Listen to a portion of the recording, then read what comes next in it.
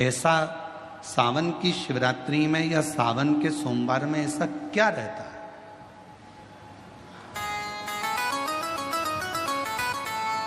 श्रावण की शिवरात्रि में, श्रावण के सोमवार में इतना महत्व क्या रहता है कि आप 12 महीने शिवरात्रि पर ऑनलाइन पूजन नहीं कराते, पर सावन के महीने की शिवरात्रि आई कि आप ऑनलाइन पूजन कराते और पूरा विश्व, देश, भारत देश ही नहीं पूरे विश्व में, विदेशों में भी लोग ऑनलाइन पूजन करते।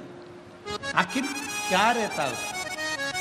मेरा मेरी जीजी से, मेरी बहन से निवेदन है, तुम दुनिया के साल भर में कितने भी व्रत कर लो, तुम कितने भी उपवास कर लो, तुम कितनी भी पूजन कर लो, तुम कितना भी अनुष्ठान कर लो, सारे व्रतों पर, सारे अनुष्ठानों पर, सारी पूजन पर सावन के महीने के जो सोमवार होते हैं, जो शिवरात्रि होती है, जो प्रदोष होती है, ये पूरे साल के व्रतों पर प्रबलता प्रदान करते हैं, बल देते रहते हैं।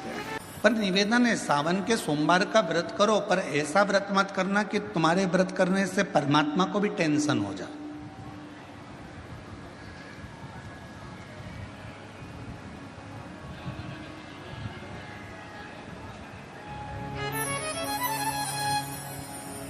कई माताएं व्रत कर लेती हैं, मेरा सावन का महीने में व्रत है, पूरा 1 महीना व्रत करूंगी, 1 लौंग खाऊंगी, 1 गिलास दूध लूंगी, इसके सिवाय कुछ नहीं लूंगी, 1 फल खाऊंगी, इसके सिवाय कुछ नहीं। बहू बेचारी बोल रही, मम्मी शुगर ऊपर नीचे हो जाएगी,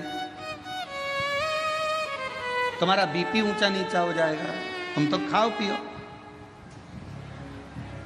अब आपको पूरे महीने भगवान शंकर की आराधना भी करना है, पूजन भी करना है, अर्चना भी करना है, जाप भी करना है, कथा भी सुनना है, मंदिर भी जाना है, और मालूम पड़ा ऊपर से तुम बीमार पड़ गए।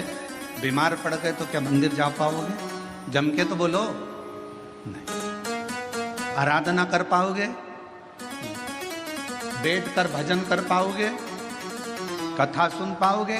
नहीं। इसलिए व्रत ऐसा करना जिस व्रत में तुमको भी टेंशन नहीं, तुम्हारे परिवार को भी टेंशन नहीं, और भगवान शंकर को भी टेंशन नहीं, किसी को चिंता नहीं, तुम्हारे व्रत करने से किसी को परेशानी नहीं। मालूम पड़े तुम भोजन का त्याग कर दो, इसका त्याग कर दो, उसका त्याग कर दो, सब चीजों का त्याग कर दो और बीमार पड़ जाओ, तो शिव महापुराण की कथा कहती है ऐसा ऐसा तप, ऐसी साधना किसी का नहीं। तुमरुका जी जब कथा कहने के लिए बैठे, चंचुला देवी ने तुमरुका जी से एक प्रश्न किया कि कथा सुनने का नियम क्या है? गीता प्रेस गोरखपुर की शिव महापुराण की कथा लेकर आना, उसमें पढ़ना शिव महापुराण कथा महत्तम।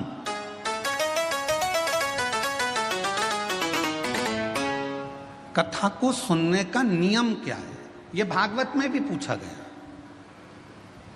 परीक्षित ने सुखदेव जी महाराज से पूछा था कथा सुनने का नियम क्या है। शिव पुराण में चंचुला देवी तुमरुका जी से पूछ रही हैं कि कथा सुनने का नियम क्या है, क्या नियम है कथा सुनने का? तो कहा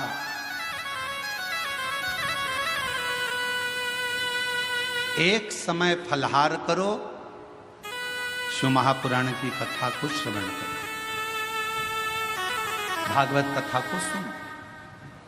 इतना ना बने, एक समय फलहार करो, दूसरे समय भोजन करो, और शिव महापुराण की कथा को जरूर सुनो।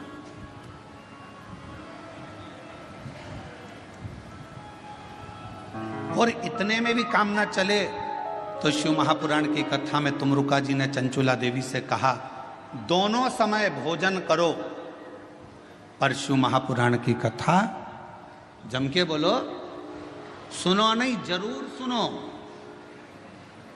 और यहां तक कहा यदि इतने में भी काम ना चले, दोनों समय भोजन में भी काम ना चले, तो टिफिन लेके कथा में चलो, पर शिव महापुराण की कथा जरूर सुनो।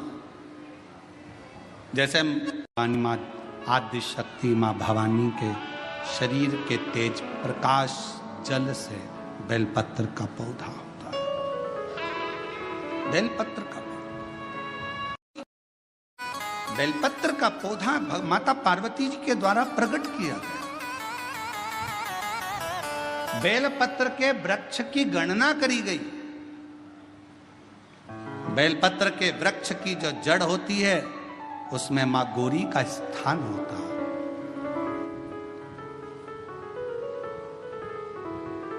बेलपत्र की जड़ में महागौरी है, बेलपत्र के तने में माहेश्वरी है, बेलपत्र के शाखाओं में दक्षिणायनी माता है, बेलपत्र की पत्ती में मां पार्वती है, बेलपत्र के फल में मां कात्यायनी है और बेलपत्र के उस सुंदर आनंदमय फूल में उस फूल के अंदर मां गौरी विराजमान है। ऐसा पूरा बेलपत्र के वृक्ष की गणना करी गई। चाहे शाखा हो, जड़ हो। बेलपत्र के पूजन का कितना भी एक पत्र आया है, अच्छा है, देखिए। जिसके नीचे बैठकर यदि कोई अनुष्ठान, कोई तप, कोई साधना, कोई व्रत, कोई उपास किया जाए, उसका 1000 लाख गुना फल है। शिव की एक अविरल भक्ति।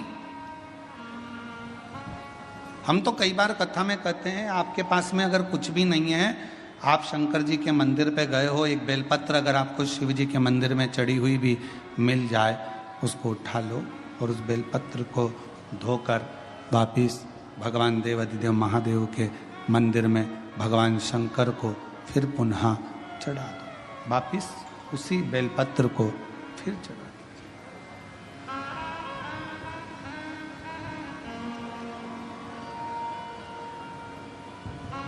और कई बार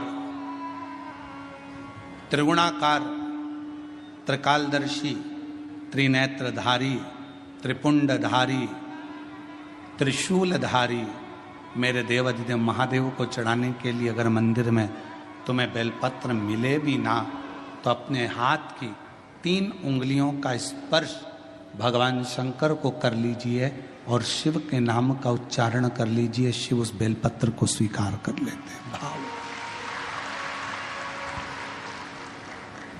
एक स्वच्छ भाव, निर्मल मन सो मोहि पावा। भगवान शंकर को अगर आप भाव से रिझा रहे हैं, निर्मल भाव दे रहे हैं, शिव उसको भी स्वीकार कर। मेरे ओघड़दानी कभी भी आपसे कोई वस्तु की चाह नहीं। कथा देखिएगा जरा, शिव महापुराण की कथा में एक शब्द आता है कि ब्रह्मदेव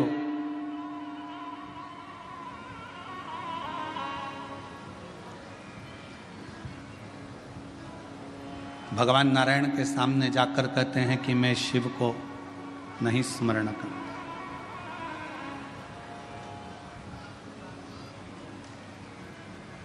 मैं नहीं जानता कौन शिव, कौन सृष्टि के रचना करता। ब्रह्मा जी ने तो अपने मन में विचार कर लिया कि सृष्टि का रचना करता केवल मैं हूं, केवल मैं।